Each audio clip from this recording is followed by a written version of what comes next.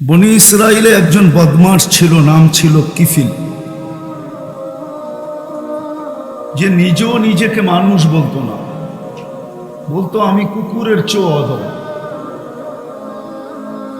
প্রতি রাত্রে ব্যভিচারের পিছনে তার খরচ হতো বর্তমান টাকায় 50 থেকে 60 লক্ষ টাকা প্রতি রাত্রে।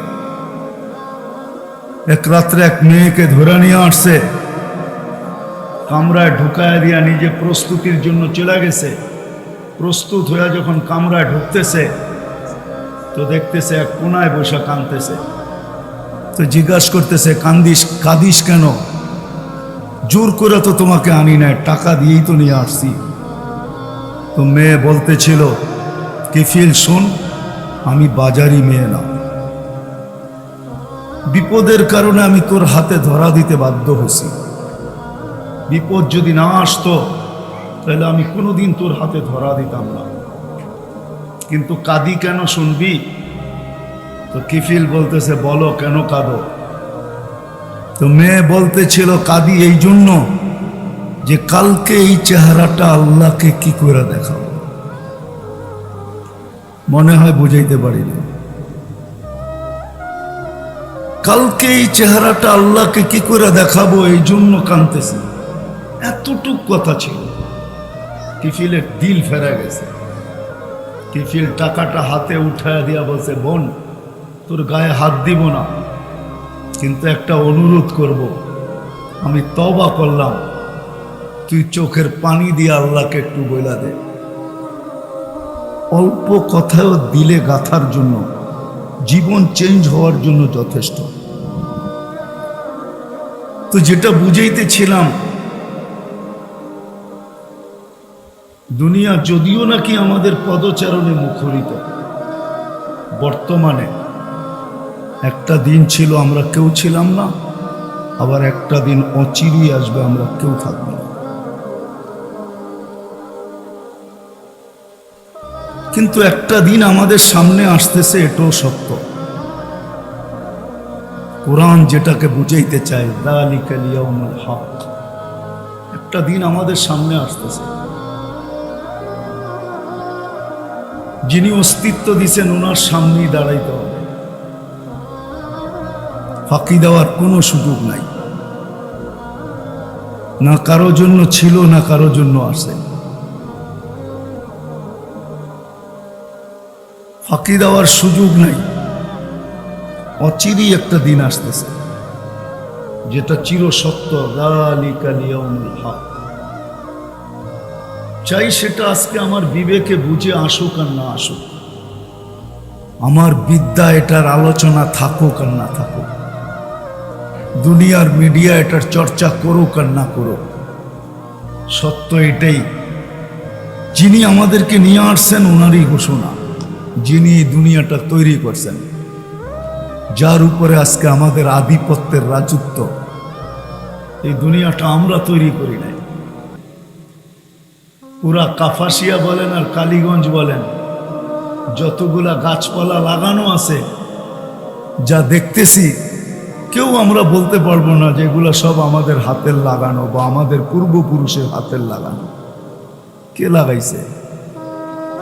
সাজায় আল্লাহ আমাদেরকে উপহার দিয়েছেন। সত্য এটাই, আসতেছে একটা দিন, যে দিনটা চিরসত্য, যালিকাল ইয়াউমুল হক। ওই দিন আসতেছে, আজকে যদিও বিরাজমান। ওই দিন আমাদের সামনে, সবার সামনে আসতেছে। ছোট বলি আর বড় বলি, শহরের বলি আর গ্রামের বলি, শিক্ষিত বলি আর অশিক্ষিত বলি, শাসক বলি আর শাসিত বলি, সবার সামনে ওই দিনটা আসতেছে যেখানে আল্লাহর সামনে দাঁড়াইতে হবে। আর শুধু ওই দিন দাঁড়াইলে চলবে না, লাতুসআলুন্না আনিন নাঈম। আজকে হয়তো ফ্রি সাপ্লাই দিতেছেন, কোনো প্রতিদান নিতেছেন না, আজকে সব ফ্রি সাপ্লাই। অক্সিজেন বলেন ফ্রি দিতেছেন, সুরক্ষা বলেন ফ্রি দিতেছেন, শ্বাস প্রশ্বাস বলেন ফ্রি চলতেছে। কিডনি বলেন 36 বার ডেলি কুদরত দিয়া ডায়ালিসিস করতেছেন, এই দেহটাকে ফ্রি চালাইতেছেন। সত্য এটাই, এই দেহটাকে আল্লাহ ফ্রি পরিচালনা করতেছেন। নিশ্চয় যদি অস্তিত্ব দিছেন, নিশ্চয় আমরা অস্তিত্ব লাভ করছি। আল্লাহ সাজাইছেন আর এখন পর্যন্ত সুরক্ষিত করতেছেন। মৌতের রেখা পা দেওয়া পর্যন্ত সুরক্ষিত করবেন, এটাই আল্লাহর ওয়াদা। হুয়াল্লাযী খালাকাকুম সুম্মা রাযাকাকুম, তোমার প্রয়োজন আমি মেটাবো, কিন্তু কতদিন? ইলা আজালিম মুসাম্মা, একটা নির্দিষ্ট সময় পর্যন্ত। তারপরে এখান থেকে চলে যেতে হবে, থাকার সুযোগ কারো নাই। ওয়ালাউ ফি বুরুজিম মুশাইয়্যাদা, ইঙ্গিত মনে হয় আল্লাহ এইদিকেই দিছেন যে দুনিয়ার সমস্ত টেকনোলজি দিয়ে প্রতিরোধ করলেও তোমাকে কেউ রাখতে পারবে না। সময় আসতে দেরি, আমরা ছমাইরা উঠাইতে দেরি করব না। আখাযনাহু বাগতাতান, তোমাকে ছমাইরা উঠায় নিব। সমস্ত দুনিয়ার মেশিন টেকনোলজি, সমস্ত দুনিয়ার শক্তি দিয়া যদি প্রতিরোধ করো, কোনো লাভ হবে না। ওয়ালাউ ফি বুরুজিম মুশাইয়্যাদা, এটাই বুঝাইছে। টেকনোলজির প্রতিরোধ দিয়ে কোনো কাজ হবে না, সত্য এটাই। বিদায় আসল কথায় চলে আসি। লম্বা করার সুযোগ তো আমার কাছে নাই, এই জন্য আসল কথায় চলে আসি। কালকের দিনটাকে যদি বিশ্বাস করি, বিশ্বাস করেন? হ্যাঁ, কিয়ামতকে বিশ্বাস করেন? কে কে করেন দেখি? সত্য তো? নামান নামান। বিশ্বাস না করলেও করতে হবে। আজকে হয়তো ইচ্ছা স্বাধীনতা দিছে, আপনি বিশ্বাস নাও করতে পারেন। ইচ্ছা স্বাধীনতা যদি না দিত, তাহলে বিশ্বাস করতে বাধ্য হতাম। বিশ্বাস না করলেও বিশ্বাস একদিন করতে হবে। আজকে ইচ্ছা স্বাধীনতা দিছেন বিদায়, 5টা ইচ্ছা স্বাধীনতা দিছেন আল্লাহ আমাদেরকে। ইচ্ছা করলে যে কোনো শিক্ষায় শিক্ষিত হইতে পারি, ইচ্ছা করলে যেই কোনো পেশায় পেশাজীবী হইতে পারি, ইচ্ছা করলে যেই কোনো মত আদর্শে আদর্শবান হইতে পারি, ইচ্ছা করলে সমর্থ থাকলে যেই কোনো সোসাইটিতে বাস করতে পারি। আর পঞ্চম ইচ্ছা, মৃত্যু পর্যন্ত যেমন খুশি তেমন চলতে পারো।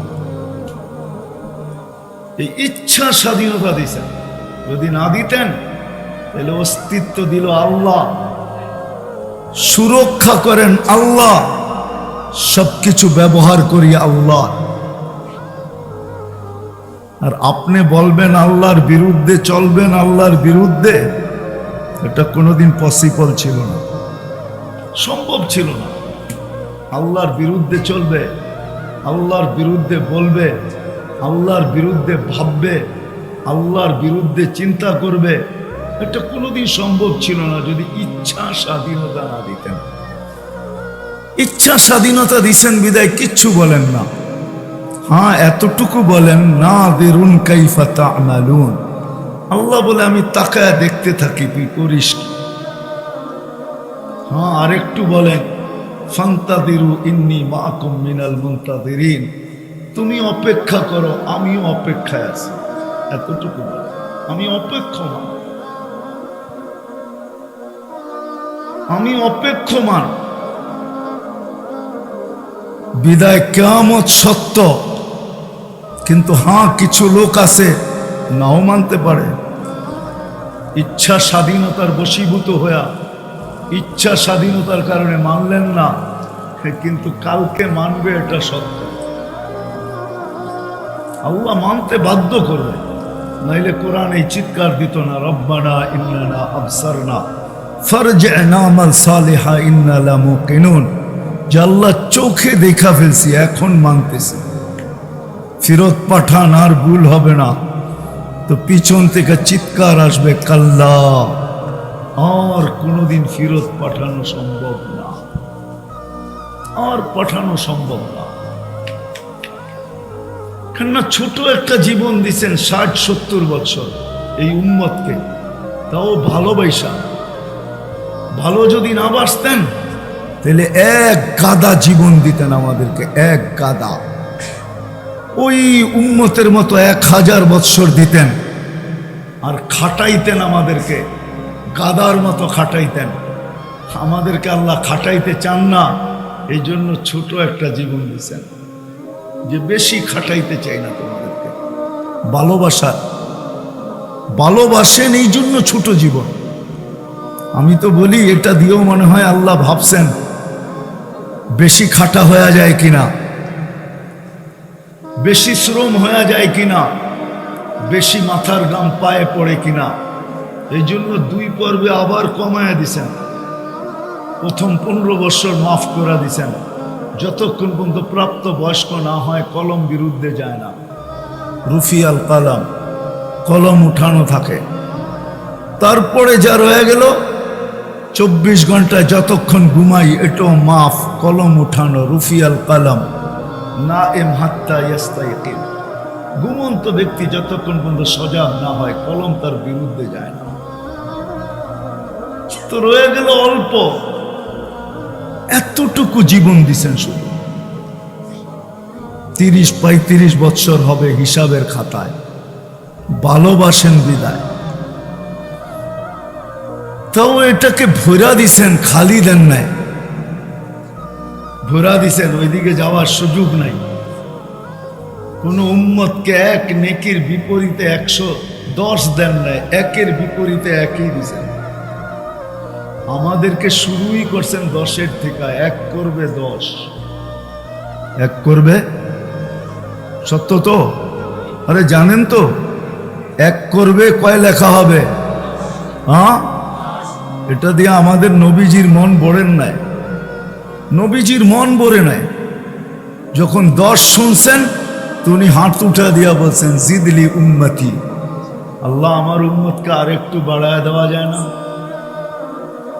10 বাড়ায়া দিছেন, এটা কি দিলেন? তা আল্লাহ বলছে 100, আবার বলছে আরেকটু বাড়ায়া দেওয়া যায় না? তো বলছে 700, বলছে আরেকটু বাড়ায়া দেওয়া যায় না? তো আল্লাহ বুঝা ফেলছে সংখ্যা বললে বন্ধু খালি বাড়াইতেই বলবে। এর জন্য আল্লাহ শব্দই নিয়ে আসছেন বিগাইরি হিসাব।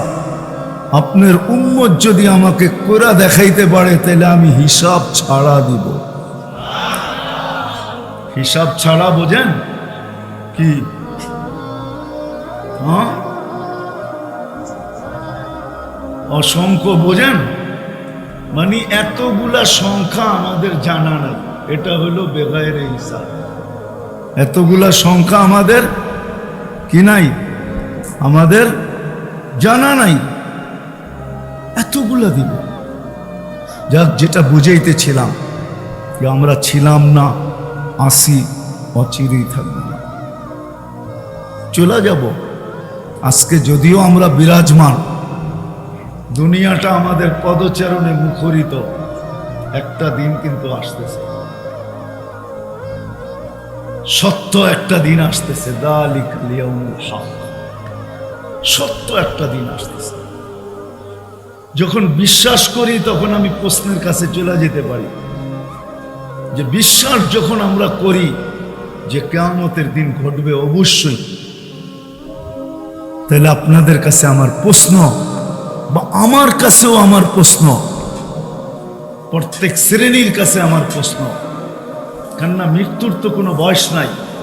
যদি বয়স থাকতো তাহলে আল্লাহ যুবকদেরকে এইভাবে বলতেন না, শাবাব লা ইয়াক্তারুকা শাবাব, যুবক যৌবন যেন তোকে ধোঁকা না দেয়, বিমুখ না করে, মাতাল না করে, ধোঁকা না দেয় যৌবন যেন তোমাকে। কেননা যুবক ভাবে আরো তো বেঁচে থাকবো, বুড়া হব তারপরে না মরবো, সময় তো অনেক হাতে আছে। আল্লাহ সতর্ক করতেছেন, যুবক যৌবন যেন তোকে ধোঁকা না দেয়। কত যুবককে তো আমরা যৌবন সহ কবরের মাটিতে প্যাক করে দিছি, তোকে ইচ্ছা করলে পারে। আবার আমাদের সবাইকে সতর্ক করতেছেন, লা তাফরাহ বিদুনিয়াইকা, উন্নতি যেন তোমাদেরকে মাতাল না করে, বিমুখ না করে, উদাসীন না করে। ফাইন্নাকা গায়রা মুখাল্লাদ, তুমি কিন্তু চিরঞ্জীব না। বিদায় সতর্কের পরে আমি প্রশ্ন করতে পারি আমাকেও আপনাদেরকেও যে ওই দিন তো সত্য, কিন্তু আমার প্রস্তুতি কতটুকু? কিন্তু ওই দিন তো কোনো পরিচয় চলবে না। যদি চলতো, কাপাসিয়া জানি না কোন থানার অন্তর্ভুক্ত এটা, কাপাসিয়ার মানুষ তাইলে আল্লাহ রসুল নিজের মেয়েকে পাশে সামনে বসায়া এইভাবে কোনোদিন বুঝাইতেন না।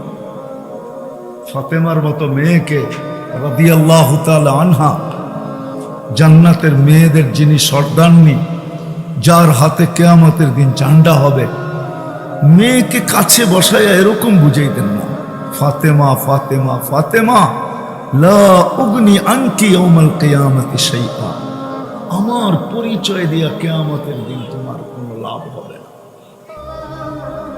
আমার পরিচয় দিয়ে আমি কিচ্ছু করার ক্ষমতা রাখি না।